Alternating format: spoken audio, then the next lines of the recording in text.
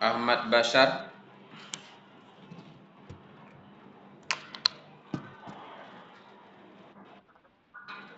Aidillah Putri Ayu, Armaya Prasenja, Cindy Patikasari, Dea Ananda Baru Ginting, Ade Kurniawan, Laurena Anatasha,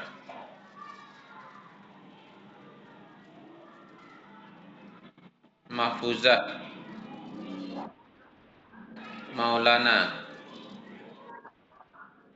Mauzia Fadillah,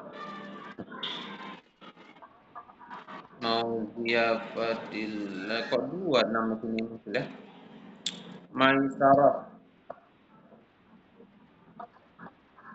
Miskania, Muhammad Dafa, Nabila Syaharani,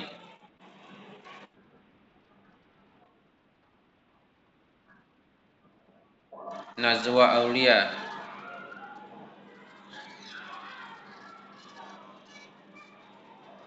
Nurlina Muktamida,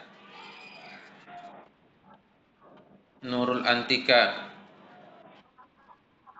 Nurul Hafizah, Nurul Izzati, Nurul Khairani, Rahma Yulia, Rahmatun Aulia Lubis, Rizka Marlita Baru Sembolon, Rizka Alfi Syahrin,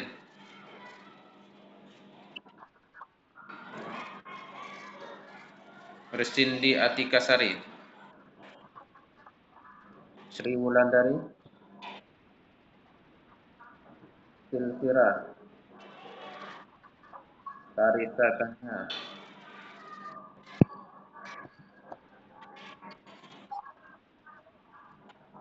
Viola Kolbi, Zakaria, Alif Al-Hafiz, Dia Permatasari, Ihsan Muzaki,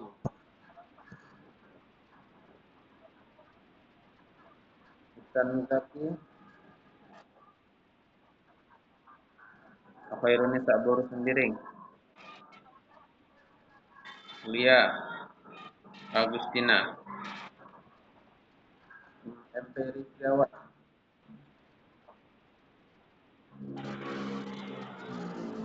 Maya Susi Hepida, Muhammad Arifin, Nina Naomi, Ayu Indahsari, Salsabila Anggreni, Muhammad Anju,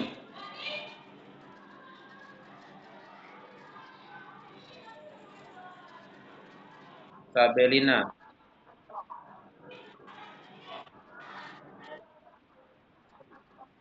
Sri Rahayu,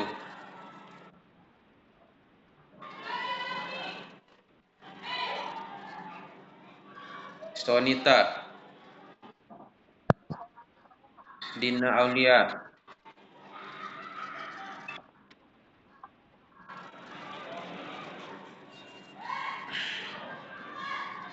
Baik, terima kasih kepada pemakaran.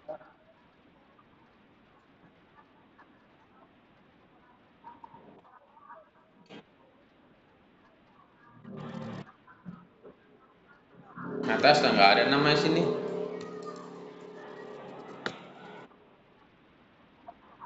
Hah? Nggak ada nama sini.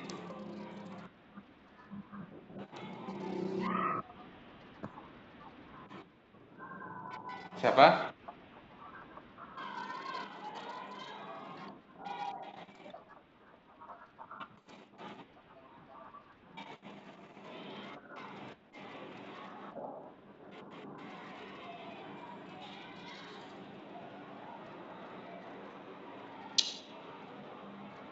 Oke, baik saudara-saudara sekalian. Tadi pemakalah telah mempresentasikan makalahnya terkait tentang evaluasi. Jadi setiap kegiatan apapun di dalam kehidupan kita seyogianya direncanakan baik, matang, dan maksimal, dan dieksekusi sesuai dengan apa yang telah direncanakan. Dan apa yang telah dilakukan berdasarkan rencana, lalu hasil akhirnya itu ditinjau, dilihat, atau dinilai. Itulah yang disebut dengan evaluasi. Nah, saudara-saudara sekalian, khususnya dalam dunia pendidikan, telah ada prosedur bagaimana cara menilai atau mengevaluasi suatu kegiatan pembelajaran yang telah dilakukan.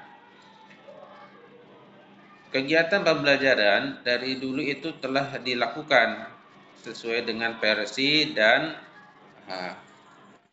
alat atau teknologi yang ada pada masa itu, atau sesuai dengan kemampuan guru kala itu sebelum adanya teknologi yang berkembang pesat seperti saat ini. Evaluasi itu bertujuan untuk melihat sejauh mana hasil kegiatan pembelajaran itu telah dilakukan. Apakah guru benar-benar melaksanakan kegiatan pembelajaran yang telah direncanakan. Yang kedua, apakah anak-anak telah menerima pengetahuan dan menyerap informasi dari gurunya dengan baik, atau apakah sekolah benar-benar telah menghasilkan lulusan sesuai dengan yang dicita-citakan. Maka perlulah dilakukan berbagai kegiatan evaluasi atau penilaian. Bahkan kegiatan evaluasi yang terkecil itu dimulai dari kegiatan evaluasi atau penilaian harian, atau mingguan, atau bulanan, tengah semester, atau akhir semester. Bahkan ada penilaian atau evaluasi sebelum dia meninggalkan sekolah tersebut, sehingga dia layak dinyatakan sudah lulus tingkat jenjang SD sederajat, SMP sederajat, dan SMA sederajat. Bahkan di perguruan tinggi pun seperti itu juga. Jadi semua kegiatan itu pembelajaran dievaluasi sesuai dengan kemampuan guru dan melihat kondisi daripada perkembangan anak-anak. Banyak cara untuk mengevaluasi kegiatan pembelajaran. Jadi sebelum guru memberikan materi pun bisa dilakukan evaluasi dalam rangka untuk melihat sejauh mana pengetahuan dan penguasaan anak terhadap materi yang akan kita sampaikan. Ketika materi tersebut sudah disampaikan, sudah diajarkan, dibuka sesi tanya jawab, ruang diskusi, dan lain sebagainya, lalu dibuat evaluasi atau penilaian dalam bentuk post-test. Nah, ketika sudah di pertengahan semester, lalu diuji lagi anak-anak ini dalam rangka melihat semua mata pelajaran materi yang telah dipelajari selama 3 bulan, lebih kurang 3 bulan belajar. Begitu juga terus sampai di akhir semester. Dan pada akhirnya nanti akan tampak di nilai rapor tercatat bahwa si anak telah memiliki poin sekian, telah dievaluasi pada mata pelajaran tertentu dengan skor atau nilai huruf sekian. Jadi guru begitu sudah tahu berapa skor yang atau nilai diperoleh anak, maka guru tahu dan paham, sejauh ini rupanya pengetahuan dan pemahaman anak-anak terkait materi dari mata pelajaran ini. Kalau seandainya anak mendapatkan nilai maksimal, berarti anak tersebut betul-betul belajar, betul-betul memahami, menyimak, ada kesungguhan dalam belajar. Namun ketika sebaliknya, ketika anak itu telah dievaluasi atau dinilai ternyata hasilnya, nilainya itu buruk, tidak maksimal, maka kita harus melihat berbagai aspek mengapa anak tersebut mendapatkan nilai sedemikian rupa. Walaupun anak-anak yang sudah mendapatkan nilai yang maksimal itu sebetulnya keberhasilan tersebut kita juga lihat dari berbagai aspek. Boleh jadi dia bukan hanya mendapatkan penguasaan penuh dari materi dan pelajaran tertentu dari gurunya, tetapi ada nilai tambah yang diperoleh dan didapatnya dari sumber lain. Misalkan dia belajar dari luar dengan les atau memanggil gurunya ke rumah. Begitu juga kalau anak seandainya tidak mendapatkan nilai yang maksimal, bisa jadi ketidakhadiran dia, kemudian kesungguhan dia, yang ketiga tidak adanya interaksi yang baik antara dia dengan gurunya ketika proses pembelajaran itu berlangsung dengan berbagai hal, atau mungkin daya tangkap dia kurang. Dan ini juga kita lihat secara utuh. Jadi tak boleh melihat secara parsial, secara satu pihak aja. Kalau anaknya mendapatkan nilai yang kurang baik, maka anak tersebut dikatakan bodoh. Itu tak boleh. Karena banyak hal, mungkin kita tak tahu kondisi anak-anak ini. Karena anak-anak ini tak sepenuhnya mereka betul-betul memiliki kesungguhan dan memaksimalkan hari-harinya untuk belajar. Karena satu dan lain hal, mungkin karena membantu orang tua atau dia sendiri yang bekerja sehingga dia tidak maksimal untuk mengikuti proses pembelajaran di kelas sehingga terkantuk-kantuk dan tak fokus menerima pengetahuan dari guru sehingga berdampak terhadap hasil akhir daripada penilaian proses pembelajarannya. Jadi kalau anak tidak maksimal memperoleh nilai, kita tak boleh melihatnya dari satu sisi karena anak itu anak ini kurang nangkap, itu tak boleh. Banyak hal yang harus kita selidiki terkait daripada ketidakmaksimalan anak-anak untuk memperoleh nilai. Nah, saudara-saudara sekalian, kalau penilaian itu sudah dilakukan, maka harus ada tindak lanjut. Penilaian tersebut harus utuh kita lakukan. Kalau memang tingkat keberhasilan satu kelas itu anak-anak mendapatkan nilai tidak maksimal, mungkin kita harus bukan hanya melihat dari anak-anaknya. Mungkin anak itu tidak mendapatkan nilai yang kurang maksimal, mungkin karena dari faktor gurunya. Mungkin terlalu cepat menyampaikan, kurang memahami, kurang menguasai daripada materi ajar. Karena ada guru itu tamatan dan memiliki basic bahasa Indonesia tapi disuruh mengajar fisika. Jadi proses pembelajaran tersebut akhirnya tidak maksimal. Nah, jadi kalau ada satu kelas anak-anak tak berhasil menguasai mata pelajaran tertentu, bisa jadi bukan karena semata-mata dari faktor anak itu sendiri. tetapi juga karena faktor dari gurunya. Nah, untuk memberikan soal kepada anak-anak, maka soal yang diberikan memang betul-betul harus valid. Harus valid. Ada tingkat kesulitan yang diberikan kepada anak-anak.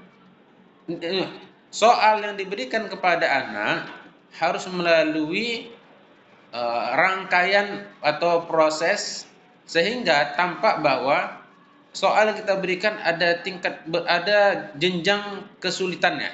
Ada rendah, sedang, tinggi gitu. Jadi jangan semata-mata asal suka hati guru untuk memberikan soal.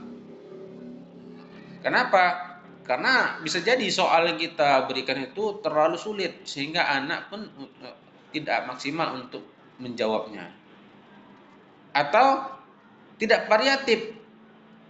Soalnya gampang semua atau soalnya sulit semua atau tingkat kesulitan daripada soalnya sedang semua. Jadi nggak tahu kita mempetakan mana anak yang betul-betul dikuasai, mana anak yang tidak dikuasainya. Kandainya lah, anak diberikan soal yang gampang semua, kita nggak tahu di mana tingkat kesulitan anak dan pemahaman anak. Tapi kalau ada jenjang tingkat kesulitan anak, minimal 3 tadi, rendah, sedang, tinggi, atau sulit, maka kita bisa begitu sudah menilai, kita tahu kondisi anak ini. Kalau seandainya mereka berhasil, maksimal dapat penilaiannya, berarti kita dengan mereka berarti sukses dalam melakukan kegiatan pembelajaran. Nah, kalau seandainya ada 3, 5, 7, 15 orang yang tidak maksimal, itu hal yang biasa. Dari umpamanya 50 anak misalnya. Tapi kalau seandainya dari 30 anak, berarti 50% dong. Maka itu perlu juga menjadi referensi kita. Ini sebetulnya salah siapa nih? Aku yang kurang pandai mengajarkan atau anak ini yang kurang paham atau soal yang terlalu sulit. Nah, jadi kalau soal diberikan dengan berbagai tingkat kesulitan, maka kita bisa akan memetakan kemampuan anak-anak. Berbeda kalau seandainya anak-anak diberikan soal tingkat yang kesulitannya tidak ada. Nah, itulah tadi menjawab pertanyaan dari kawan-kawannya, realitas. Saya yakin Anda udah belajar metopel sama dosen bersangkutan di semester 6 ini. Jadi jangan sampai kalian nggak kuasai mata kuliah metopel itu. Karena itu berkaitan dengan satu mata kuliah kita, apa itu evaluasi, di salah satu materi di mata kuliah kita. Yang kedua yang paling penting adalah untuk kalian nanti dalam proses penyelesaian skripsi. Jadi nanti ada istilah realitas, validitas, ya. Padahal kalau udah dipelajari tapi tak paham, jangan sampai seperti itu. Apalagi nanti kalau Anda mengambil judul penelitian untuk tugas akhir nanti skripsi dalam bentuk kuantitatif, itu berkaitan dengan angka-angka yang diolah dengan menggunakan ilmu statistik atau metopel. Jadi demikian